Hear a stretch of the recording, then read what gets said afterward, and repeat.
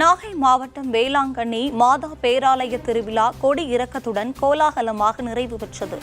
உலக புகழ்பெற்ற வேளாங்கண்ணி மாதா கோவில் ஆண்டு திருவிழா கடந்த மாதம் 29ஆம் தேதி கொடி ஏற்றத்துடன் தொடங்கியது. திருவிழாவின் முக்கிய நிகழ்வான மாதா தேர்பவனியில் பல்வேறு பகுதிகளிலிருந்து வந்திருந்த லட்சக்கணக்கான மக்கள் விழாவில் கலந்து கொண்டு சிறப்பித்தனர். இதனைத் தொடர்ந்து புனித ஆரோக்கிய மாதா பிறந்த நாளை ஒட்டி தமிழ், மலையாளம், தெலுங்கு, கன்னடம், ஹிந்தி உள்ளிட்ட பல்வேறு மொழிகளில் கூட்டு பாடல் மற்றும் திருப்பலிகள் நடைபெற்றன. 10 நாட்கள் விமர்சையாக நடைபெற்ற இத்திருவிழா புனித மரியாளின் திருவுருவம் பதித்த கொடி இறக்கப்பட்டு வேளாங்கண்ணி ஆண்டு பெருவிழா நிறைவு பெற்றது. இவ்விழாவில் திரளான கிறிஸ்தவர்கள் கலந்து கொண்டு வேளாங்கண்ணி மாதாவை பிரார்த்தித்தனர். இப்பொழுதும் எங்கள் இறப்பின் வேளையிலும் வேண்டிக் கொள்ளும்